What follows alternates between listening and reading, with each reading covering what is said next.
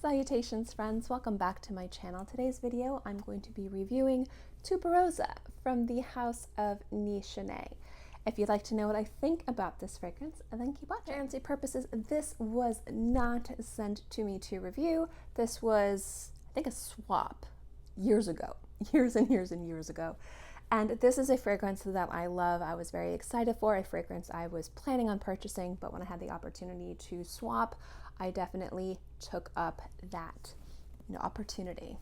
So you're looking at spending full retail price $220 on 50 ml. So this is a luxury fragrance. It is luxury priced. And as I review the scent, I will be reviewing it as such. But it was not given to me to review in any capacity.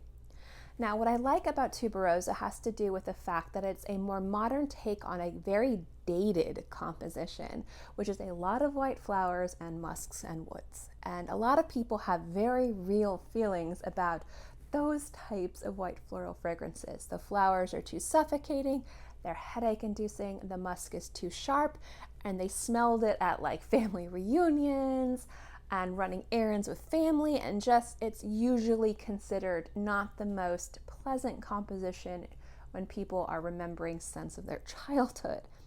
And I can completely understand.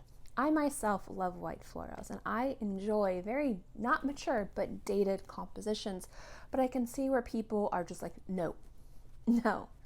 So when I saw the notes of this fragrance, I was excited because I like smelling things that aren't classically what are being done. So currently I'd say within the last like 15 to 25 years, white florals have really been sweeter, they've been lighter, they've been more aromatic, they've been more tropical. They've been kind of forgetting about the aldehydes and the musks of the past, and I love those. But what I like about Tuberose is that it does smell very much like a more up-to-date, more modern take on a classic composition in regards to a lot of white flowers and some beautiful aromatics and a lot of musk. So that's why I wanted to review this for you guys. Now this fragrance is not going to be for everybody. If you do not like white flowers, run for the hills. This is not the fragrance for you. And if you don't like very strong predominant musk, this also won't be the fragrance for you. The most predominant notes are the tuberose and the musk on my skin, in my opinion. But the way that this fragrance smells is very modern. It has an aromatic, slightly spicy body to it, with some beautiful woods and some gorgeous florals that help really elevate this gorgeous, very predominant tuberose. I like how the musk in here is green and slightly fresh, and on the edge being slightly animalic. It's the perfect musk that adds a lot of clarity to a very kind of under-indolic tuberose. Think of an overripe tuberose fragrance, go to the complete opposite end. That's what this fragrance is, and that's what I enjoy. It plays a lot of tribute and love to the older classic compositions of, your mothers and your aunts and your grandmas and your grandpas, like those fragrances that they would oversaturate themselves with, and they smelled very beautiful, but at the time they were very popular compositions, and so you smelled them everywhere. That's what I mean when I say a lot of people are like, no.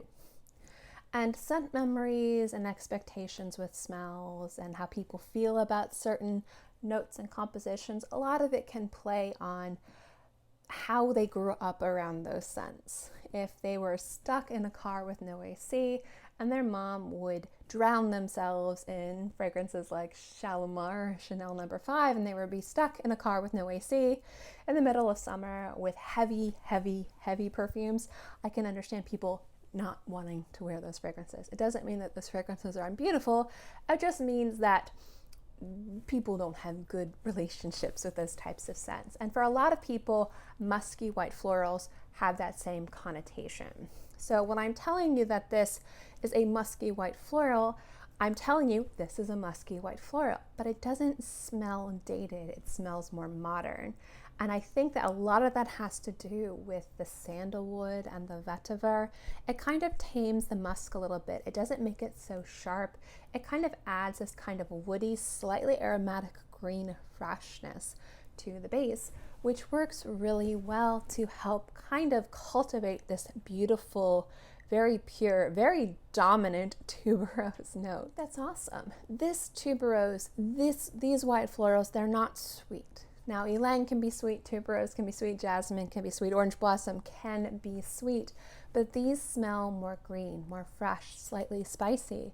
And I think because there's more of a clarity to these notes and more clarity to these white florals, it works better with the musk. It pairs better rather than here's a ton of white flowers that are already crazy suffocating, and here's a crazy powerful musk, and you put them together and you're just like this feels lighter and fresher, but it's still got that beautiful heaviness that I look for in heavy white floral fragrances. So this fragrance is not going to be for everybody. Let me just remind you, if you prefer more tropical, more creamy, more playful and youthful white floral scents, this is not for you. This is a modern take on a mature composition, but this is not a youthful fragrance. And I don't think that there's anything wrong with that. But if you prefer the more tropical, the more effervescent, the more transportive, light and sweet white florals, this isn't going to be it.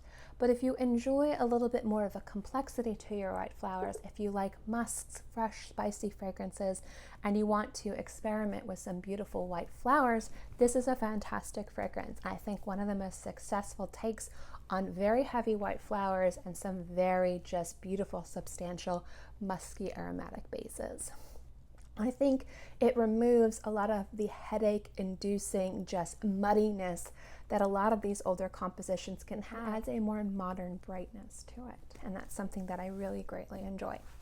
So that is my take on Tuberoza from the House of Nishane. I hope you enjoyed this video. Always, guys, if you've had any experience with this fragrance, positive or negative, let me know what you guys think in the comment section below. As always, guys, thank you so much for watching. I hope you enjoyed it, and I'll see you next time. Bye.